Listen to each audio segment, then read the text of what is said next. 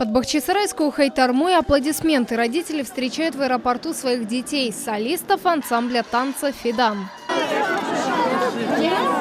Эти дети всего за пару дней покорили Москву и вернулись домой с победой. В столице прошел второй международный детский фестиваль народного танца «Корни».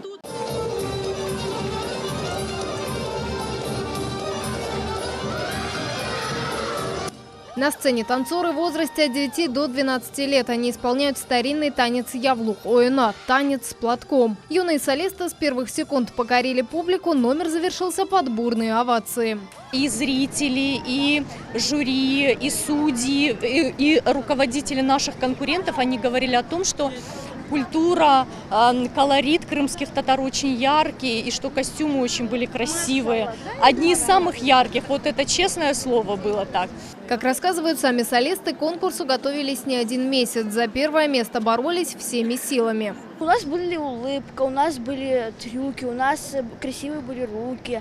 Мы как команда работали. Те, тоже работали как команда. Считай, мы вкладывали всю свою любовь, всю свою душу в этот танец. Кто-то плакал отчасти, кто-то кричал отчасти, прыгали все. Фестиваль «Корни» создан, чтобы сохранить танцевальные традиции разных народов. В этом году мастерство хореографии представили более 20 команд из разных стран.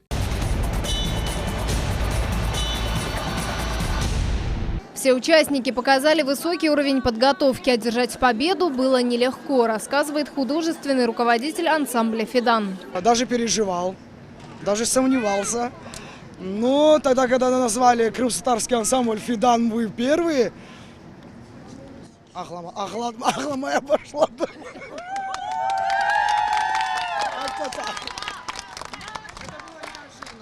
Потому что на самом деле очень много сильных коллективов было.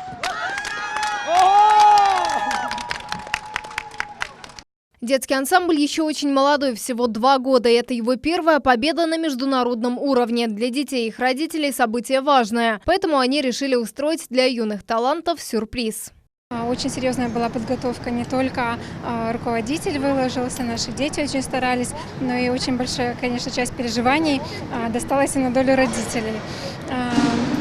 И хотелось бы поприветствовать наших детей и отметить их достижения нашей вот такой вот торжественной встречи. Счастливые и вдохновленные танцоры повторили тот самый победоносный народный танец прямо в холле терминала.